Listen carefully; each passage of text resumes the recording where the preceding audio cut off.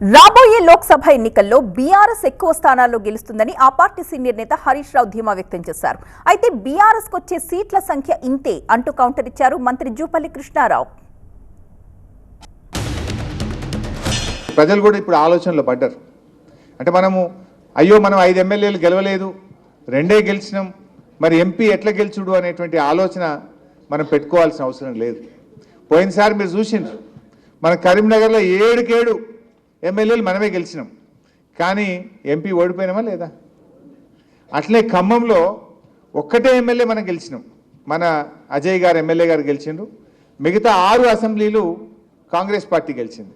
కానీ ఎంపీ ఎన్నికల్లో నామా నాగేశ్వరరావు గారు 2 లక్షల మెజార్టీతో అద్భుతమైనటువంటి విజయాన్ని ఖమ్మంలో మనం గెలిచినాం. సో ప్రజల్లో కూడా ఇప్పుడు చర్చ స్టార్ట్ అయింది. మళ్ళీ ఎప్పుడు అధికారం వస్తుంది అంటే ఈ పార్లమెంట్లో మీకు సీట్లు వస్తాయని, కింద ఓట్లు వస్తే కదా సీట్లు వచ్చేది. మీరు ఎన్ని కుప్పిగంతులు వేసినా, ఎన్ని కాంగ్రెస్ పార్టీని తిట్టిపోసే కార్యక్రమం చేసినా ప్రజల అమాయకులు కాదు.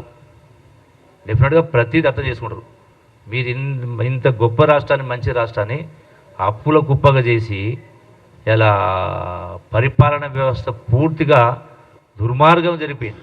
ఎక్కడ చూసినా కూడా ఏ ఒక్కటి కూడా సరైన పద్ధతిలో జరుగుతలేదు.